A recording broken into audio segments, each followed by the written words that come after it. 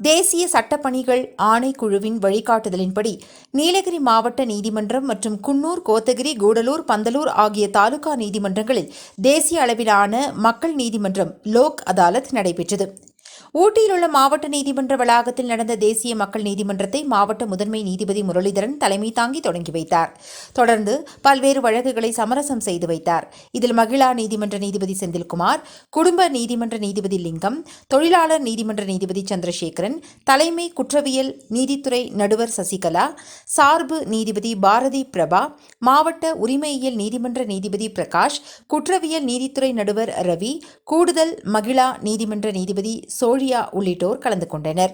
இந்த மக்கள் நீதிமன்றத்தில் நிலுவையில் இருந்த காசோலை வழக்குகள், குடும்ப நல வழக்குகள், மோட்டார் வாகன விபத்து வழக்குகள், குடும்ப தகராறு வழக்குகள், நில பிரச்சினை குறித்த வழக்குகள் மற்றும் குற்றவியல் வழக்குகள் உள்ளிட்ட 1719 வழக்குகள் எடுக்கப்பட்டு ரூபாய் 2,67,70,068 மதிப்புடைய 514 வழக்குகளுக்கு தீர்வு காணப்பட்டது.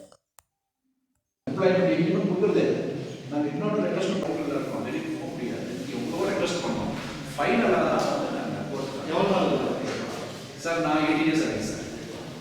உங்களுக்கும்